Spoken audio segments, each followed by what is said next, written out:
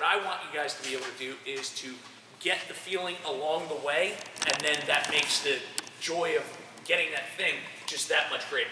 And the first thing we're going to talk about is when you're trying to create a feeling inside of yourself, the main thing, one of the main things that you're going to do, and there's three, is going to use your physiology. Now, physiology is just a fancy word for the way that you use your body, okay?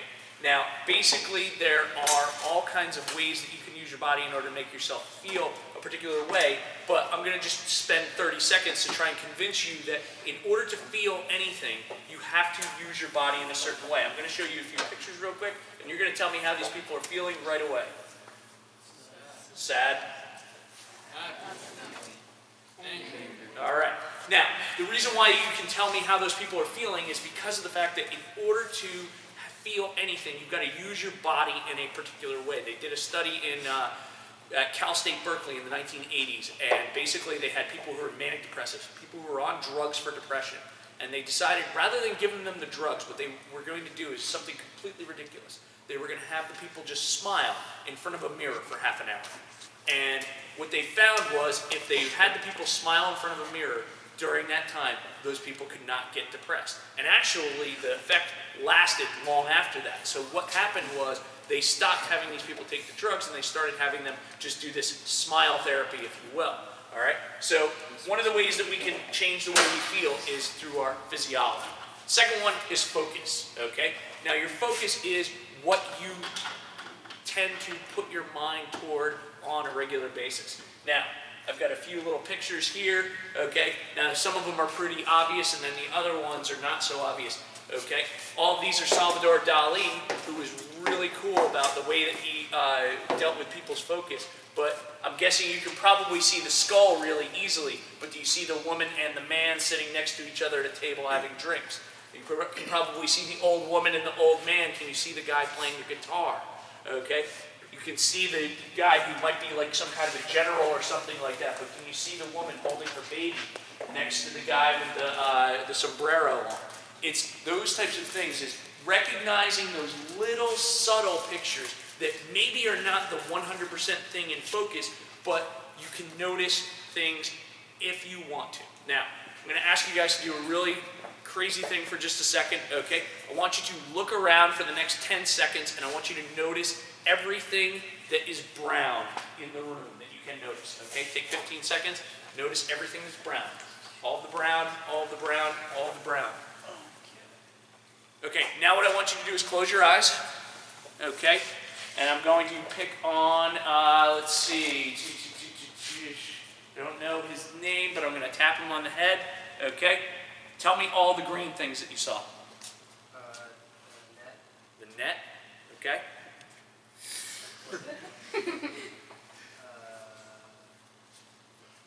And that's about it. Okay, open up your eyes, guys. Now if you take a look around, can you notice any more green things other than what you just said? Okay, what else do you notice that's green? We've got a bottle right here. We've got a pair of shoes. We've got Salah's pants. Okay, we've got the hand sanitizer over there. There is green around, but you just had to look around in order to find it. But when I had you focused on the brown, you weren't looking for the green. So what does that have to do with what we're talking about here? Is if you want to, you can notice certain things versus other things. If you're on the soccer field, you can notice how the referee is calling everything against you and that obviously he's a horrible referee. Or you can notice on how you've been playing extremely well, and you can talk about the passes that you've been making and how you're in control of most of what goes on the field. So finding your right focus. Right? And the last one is internal dialogue. Now, I'm like, oh, that's a good strategy. Okay, I'll keep on telling people that I think I'm a loser, and then they'll say I'm not, and that'll feel good. So I did it again, and then I did it again, and then eventually people will give up on you. People won't try and solve your problem for you. So ultimately what happened was I kept saying I'm a loser, people stopped telling me I wasn't, and then I started to believe it. So I had this internal dialogue inside of my head that was saying all kinds of horrible things to me. Now, there's a talk online.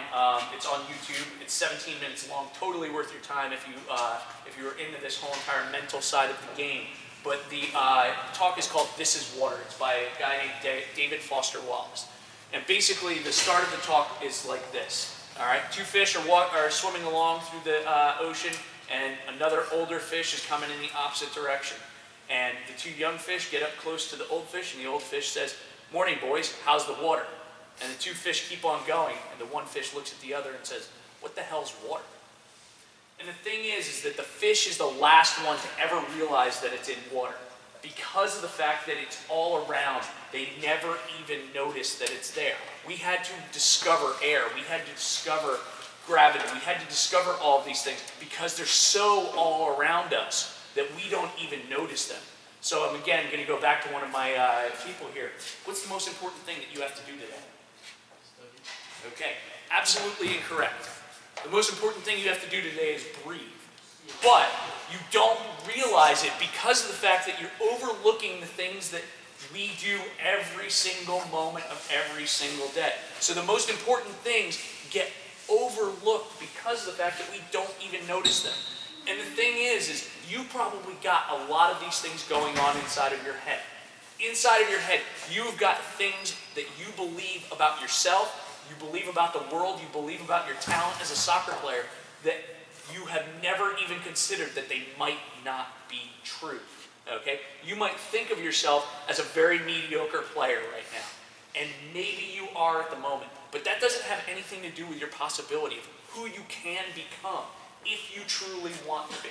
But the thing is, what is the water that you have around? Okay? That I'm short, that I'm slow, that I'm not very good, that I'm not very technical, that I can't kick with my left foot. And that's the one that, as a soccer coach, I've fought against for years now, is the idea that you can't kick with your left foot. And then I practice for 10 minutes with somebody, and they're like, "Oh, my left foot's not that bad right now." I don't need your left foot to be great tomorrow. What I need is for it to be horrible today, then really bad, and then just bad, and then okay, and things like that. So I want you guys to recognize that you have beliefs inside of your own head right now about who you are and what you're capable of. And a lot of them might not be true if you test them out. And this is one of my favorite pictures. If you've seen one of my presentations before, I almost always try and work this in. Other than the elephant being pink, which people tend to focus in on usually, the ridiculous thing about this picture is the idea that the elephant, who is over a ton in weight and extremely strong, is tied down by this little stake with a little piece of rope. And so the whole entire thing is this is absolutely ridiculous that the elephant thinks that it can't escape. But the thing is the reason why the elephant doesn't try and escape is because it thinks that it can't.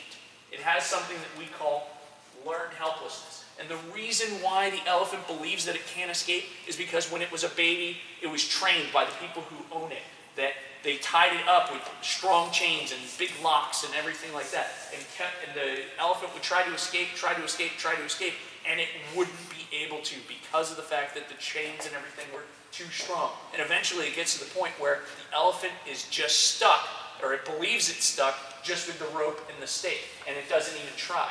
And have you ever done that to yourself with either your left foot, or I'm just not very good at math, or P-Bird could never win a conference championship, or anything like that, where you've already decided what you're capable of based on the fact that you think that the past equals the future.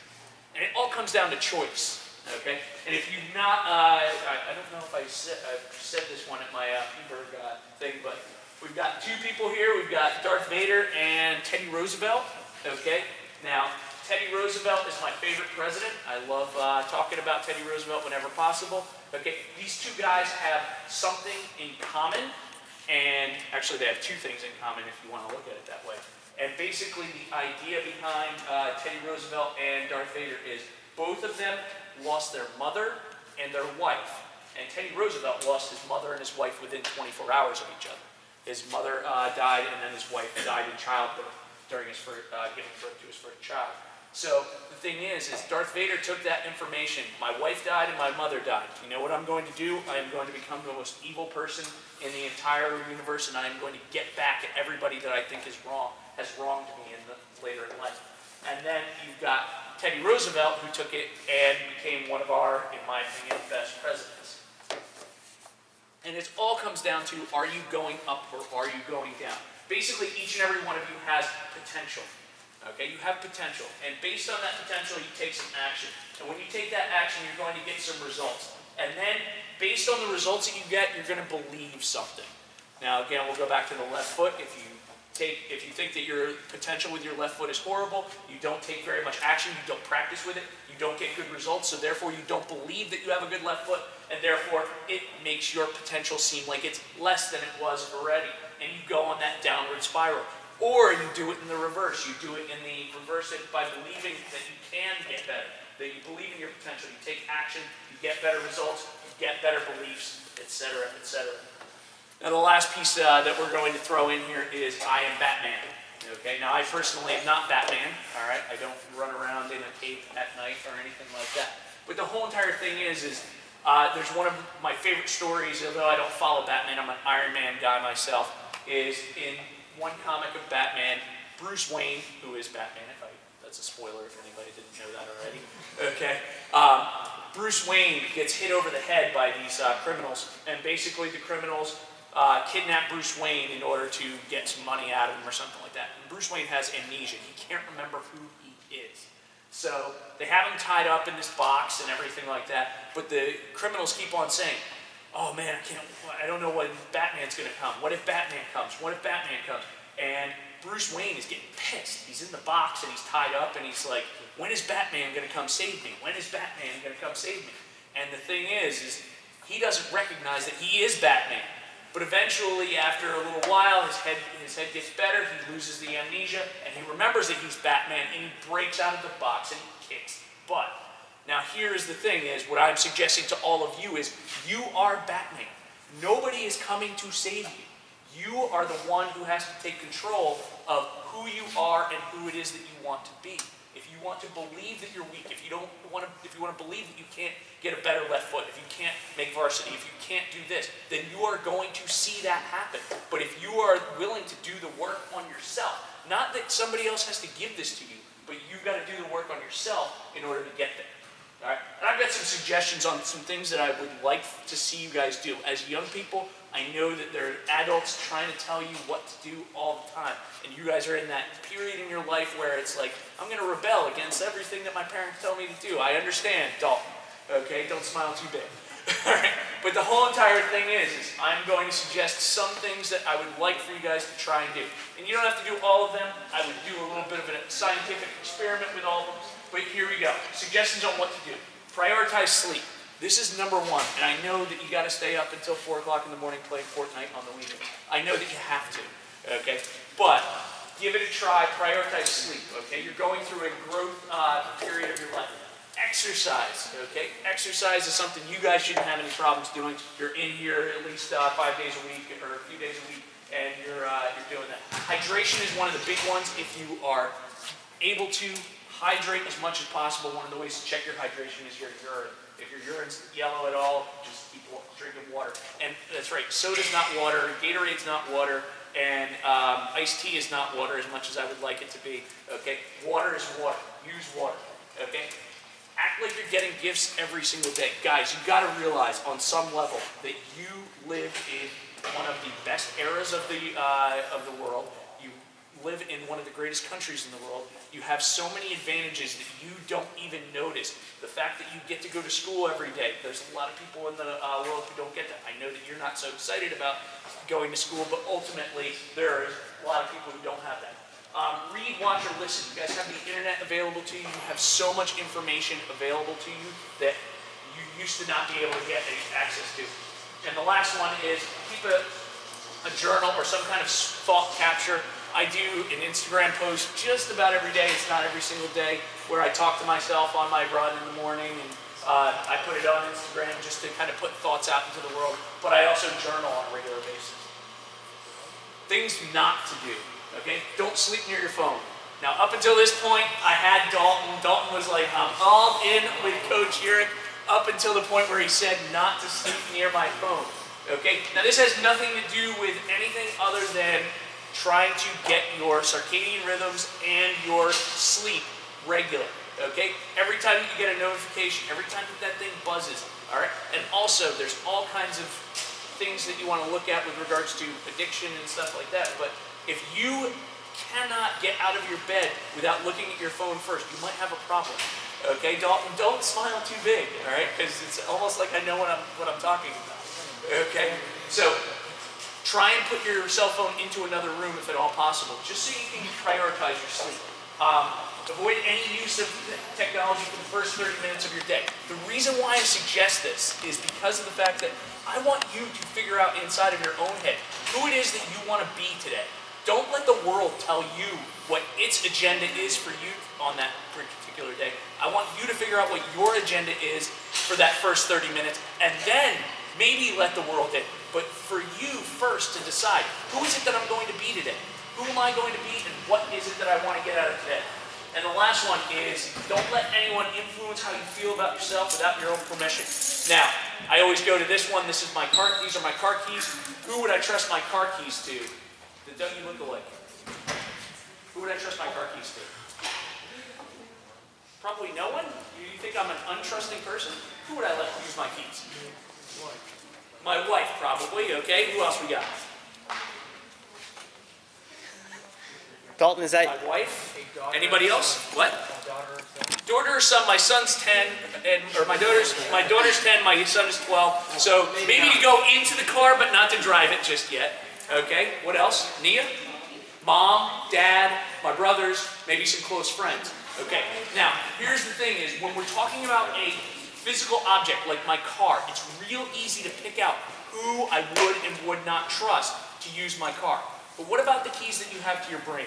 And who do you let influence how you feel about yourself? Okay? Do you pick out who you let influence you? Or do you just throw the keys to your brain randomly to anybody? Okay? When you put something on Instagram and a friend and somebody says something negative in the comments, do you let that hurt how you feel about yourself? Okay? Now for me, if one of you, was to say, hey coach, you know what? Hated your talk today. I hate you in particular. Okay? I would not let that affect me at all. I'm just not for that person. But if my wife said, Pete, I hate you, then I might get hurt. That might actually hurt me quite a bit. So recognize who it is that you're letting have an influence on you. Okay? Now, that was basically a very, very ramped up, very quick version of what I normally do with this stuff. But the whole entire reason why I bring you guys in and talk about these things is because the stuff, especially at the beginning, it all interrelates to soccer. I know that you think that I'm talking about, bullying or Instagram because it's cyberbullying or anything like that. No, it actually has nothing to do with it. I want you guys to become better people so you can become better players, so you can become better people. Okay? Because you're not going to be playing forever. Okay? I'm 43 years old. My soccer career is well over. Okay? But I am still getting so much from the game. And it's all of this stuff that I've learned from the game that has nothing to do with kicking the ball, but has everything to do with being a good person, figuring out how to be a good teammate, a good parent, a good husband. Those things I learned from being a good teammate and a good soccer player. And lifelong fitness is another one. I've got to work a little bit on that, but it is what it is. All right, so before we get out of here and leave for the basketball, are there any questions real quick? All right, thank you so much, guys, for being a great audience.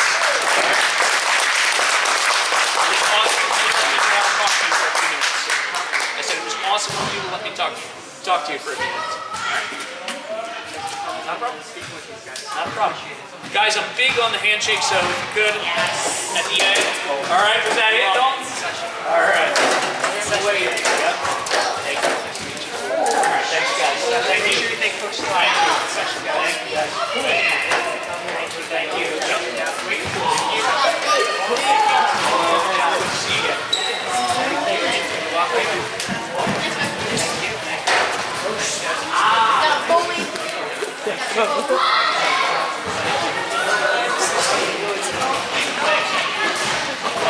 I already got it. Recognize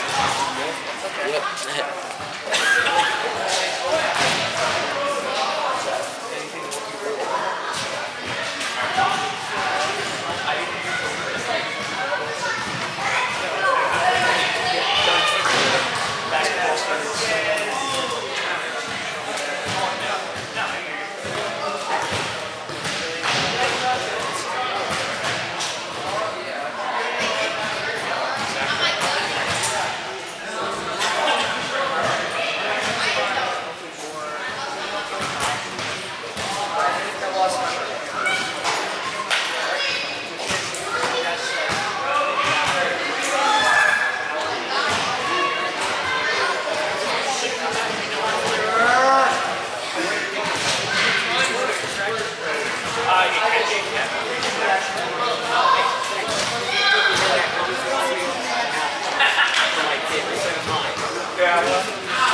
what I'm here for.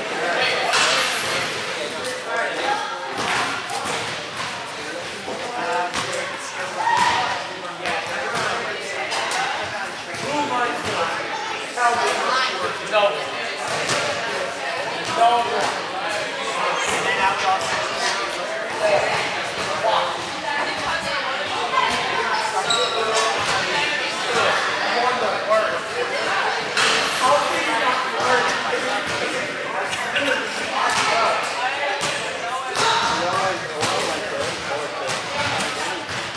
All the videos are all your games.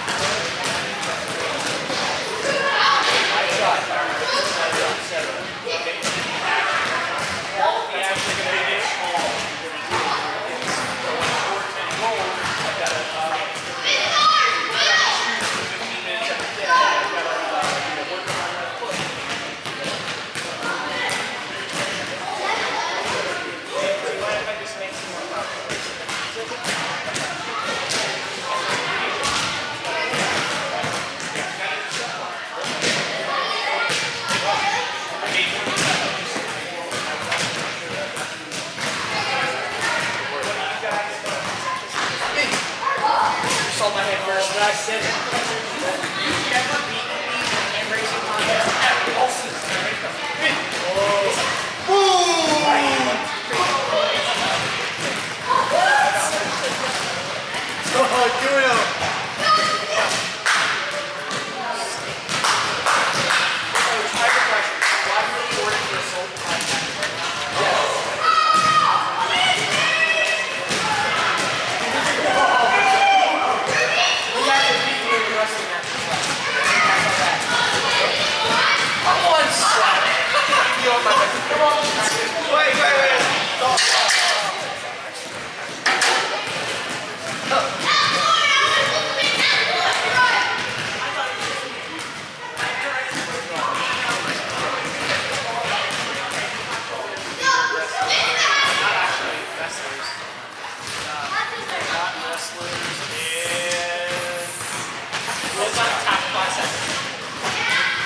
Setting a bad example.